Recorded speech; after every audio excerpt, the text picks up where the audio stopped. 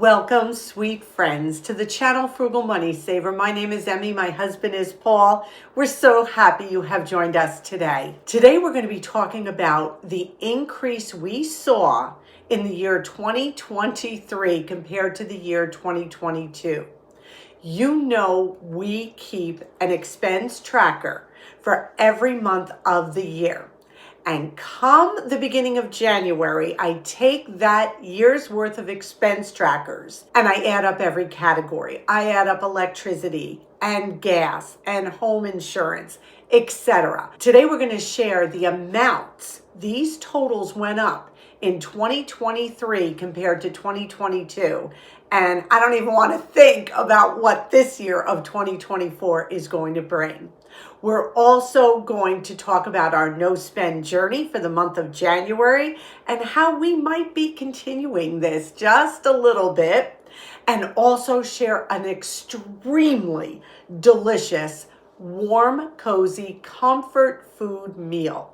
So sit back, relax, and let's get right into this video. So here is literally a year's worth of expense trackers, and I will link down the expense tracker we use. What I basically do is at the end of every month, I tally up all my bills and put them into categories: electricity, water, fuel oil, things like that. And the reason we do it monthly and then yearly. Monthly is great, but we're going to be spending less on electricity in the middle of summer than we will in January.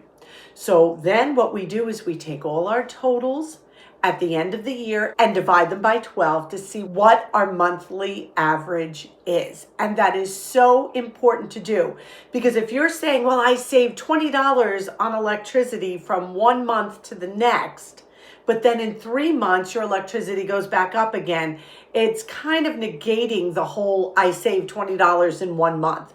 What you need to do is keep track all year and then divide it by 12 and see what your average monthly is. Does that make sense? If you have any questions, just link them down below. So let's talk about our personal finances. So our electric bill in 2023 for the year went up $52.40 for the year. That is not crazy. I would have liked to have seen it gone down, but when we average it, it went up about $4.36 a month. We're going to try even harder this year. Our electric usage didn't increase.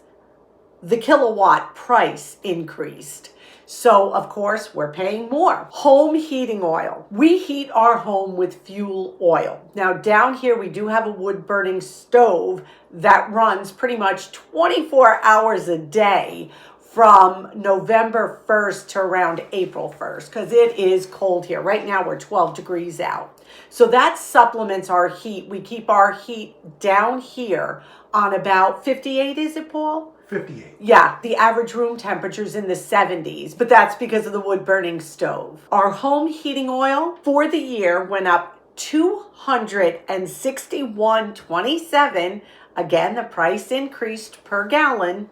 So that is an increase of $21.77 a month. We're paying more. Our home taxes went up $442.65. That increase, I know some of you will say you pay for the year for your home and school taxes. That $442.65 was our increase for 2023. That comes to $36.88 a month we paid more in 2023. Home insurance went up $74 in 2023 for the year. So that is $6.16 increase a month.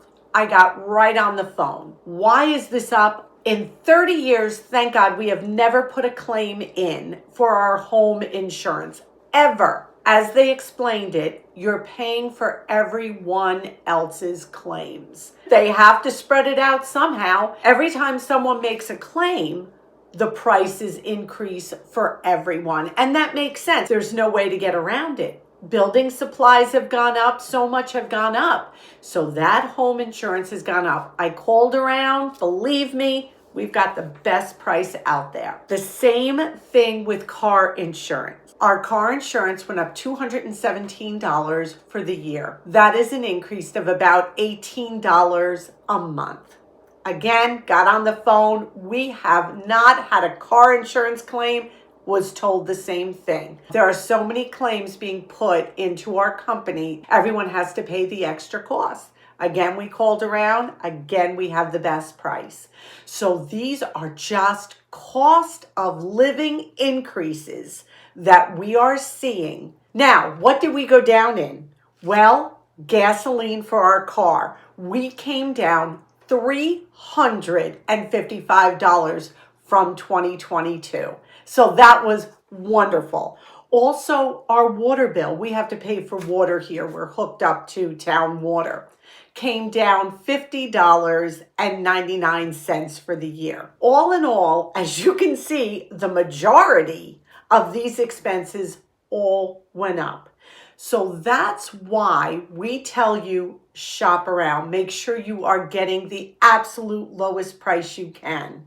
Make sure you keep track of what you're spending so you can look at the end of the year and say, wow, we did really great on gasoline. We got to keep that up. But electricity, well, we went up $50 for the year. So we're going to have to be a little bit more mindful. Even though the kilowatt price came up, we're going to start having to be a little bit more prudent with electricity. This is just a great way to know what you are spending. As you track your expenses, hold on to them for the year, and at the end of the year, you tally it up, divide by 12, and you'll see what your monthly costs are. And that helps so much when you're creating a budget. So we hope this was encouraging and informative. How's your low spend, no spend 2024 going? We have picked the month of January to do our no spend, and we are chugging along. Today is the 19th of January. I am so proud of us. We're really doing good, and we hope you're doing the same. If you have a slip up and if you spent on non-essential purchases, no big deal. Hop back on this train with us and let's finish out the month together. I have to say what has been helping. It is so cold out and it's been snowing, and we have just found comfort in our home. And we encourage you over and over again to make your home a place of comfort and contentment. Surround yourself with things you love. As you know, Paul and I are not minimalists.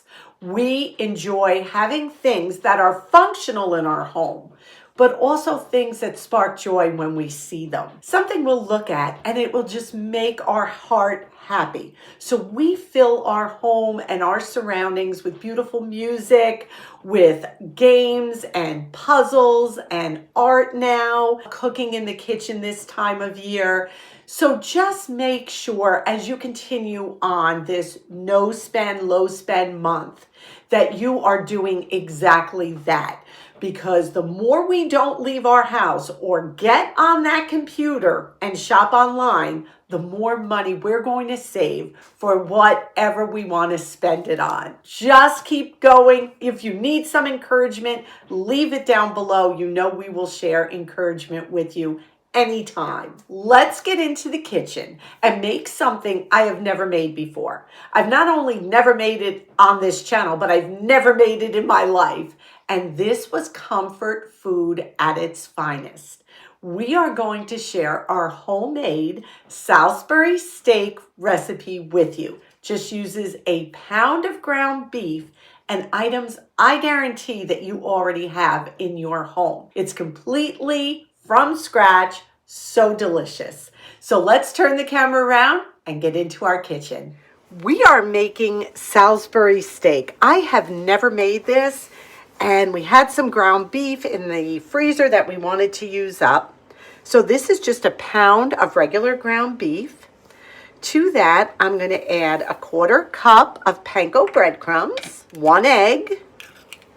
I'm going to add about 2 tablespoons of ketchup. And what I loved about this recipe, there were no pre-packaged mixes. with this. So that's always a good thing in my book. It called for a teaspoon of mustard. We're using Coleman's mustard, and if you've ever tasted it, it is hot, but it's delicious. So I'm going to use a little less just because it is so strong and so hot, but the taste is wonderful. I'm going to add some ground pepper and about a half a teaspoon of salt. And now I'm going to take my best kitchen tools I have, which are my hands, and I'm just going to mix this all together. And you don't want to over mix it because then you'll just end up with mush, and we don't want that. Make sure you wash your hands well after you make the patties. So I have my frying pan here, and I'm going to add about a tablespoon of olive oil, and we're going to let that heat up. So that olive oil is nice and hot. Now I just made 4 ovals with the meat, and we're going to put them right in this frying pan, and we're going to cook them about 3 minutes on each side. My stove temperature is medium. So the 3 minutes was up. We just flip them. Keep an eye. You don't want the pan to be too hot. We have ours on medium. You may even want to go to low. These are not cooked through, but we brown them. So we're going to cook it 3 minutes on this side, and then we'll remove it from the pan. So our little hamburger steaks cooked 3 minutes on each side. Now I'm removing them to a plate.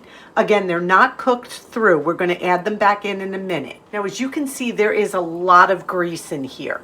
I'm going to get rid of this extra, but I'm not going to get rid of all this wonderful taste on the bottom. So I am going to drain this out. I'm adding 2 tablespoons of butter to the pan, and I'm just going to scrape the bottom to get all that yummy goodness. Now, this recipe did call for mushrooms, but those of you who know Paul will not eat mushrooms. So what we're going to do is we're going to add about a half cut up onion to the butter and saute them till they are soft and translucent. Paul just took a pot of boiled potatoes off the stove, and we're going to be making some mashed potatoes, and we're going to put the Salisbury steaks on top of them. So these browned beautifully. I'm now going to add 2 tablespoons of all-purpose flour, and we're just going to stir it in with the butter and the onions, and we're going to cook it for just a couple minutes. You want that flour to be cooked. You don't want to leave it raw. Again, I'm working probably over medium-low heat. You know I cannot make a recipe without improvising. I did not have beef stock. And I looked it up and I said, can you use chicken stock? Will it change the flavor? Everyone said, no, it will be great. So I always keep my homemade chicken stock in the freezer. So I've got 1.5 cups of chicken stock that I'm adding. But if you have beef stock, absolutely, whatever works for you. I just switched over to my whisk. I'm going to add about a tablespoon of ketchup. Oh my goodness, it's getting thicker already. How beautiful. And I'm going to add about a teaspoon of Worcestershire sauce. Did I say it right, Paul? That's right. And we're just going to mix this. Oh my goodness, you can see how thick and beautiful this gravy is getting. So we're just going to let this cook, I don't know, for about 3 or 4 minutes till it gets nice and thick. I will link the original recipe down below. So this has thickened beautifully. I'm going to take my patties and add them right back in. Any of the juices that accumulated can go back in as well. I'm going to lower this all the way down to low. I'm going to cover my pan, and we are going to let that cook probably about 10 minutes. You want to make sure the internal temperature of the beef is about 160 degrees. And every once in a while, if you want to check it and just give that gravy a stir to make sure nothing is sticking. So it's been a couple minutes. I just went to check them, and what I'm doing is just basting them with this luscious gravy. This is going to be so delicious. What a perfect comfort meal. Okay, cover goes back on. So the internal temperature was over 160 degrees. Look at how the sauce thickened. These little Salisbury steaks look so good. Paul is plating us some delicious green beans, and he's going to put some mashed potatoes on the plate, and then we will put these wonderful little hamburger steaks on top. Here we go, our little hamburger steak over a bed of mashed potatoes with that gravy, some roasted string beans. What a comforting meal for this time of the year. Very, very easy, economical, and I'm hoping it will be beyond delicious so this can go into rotation. So here's the Salisbury steak, mashed potatoes, and delicious string beans. We're going to try this out. I don't know the last time I had a Salisbury steak. But look at Dixie. She wants to do the taste test. Here goes. That's comfort food.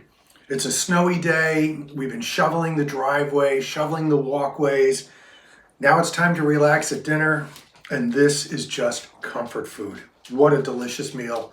Everything to make it was here at the house. The gravy is awesome. No mushrooms, so right there, it's Paul approved, and it doesn't need it. It just tastes wonderful. I don't miss the beef broth because you don't notice it. The onions are perfect. The gravy is delicious. The meat, everything. This is just so warm and wonderful on a cold night. I give this a Paul approved. I gave that recipe 2 thumbs up, 10 fingers up. I don't know, whatever you want to say. It is going in rotation. It was scrumptious. Paul? Want to add anything else? Restaurant quality. Don't have to leave your house to have a delicious meal. I cannot stress this enough over and over. I'm telling you, learn to cook at home. And for those days when you don't feel like cooking, like I tell you, make sure you have something in your freezer that you can pull out easy. Ravioli, tortellini, a frozen pizza, something like that, so that you will save yourself a ton of money instead of going through the drive-thru. But I encourage you to try this recipe. Question of the day. What increases did you see in 2023 overall in your budget? I'm curious to know, like we went down a lot in gasoline and we went down in water, but everything else seems to be up. Please share your budget changes that you saw in 2023 and how you're going to change going forward in 2024 to see if you can bring some of those costs down. We appreciate you being here so much. Thank you for sharing this time with us. We ask that you please give this a big thumbs up. Subscribe if you haven't. We'd love to have you become part of our Frugal family. We ask you to be well. We ask you to be safe. And above all, we wish you blessings. Until our next video, may God greatly bless you.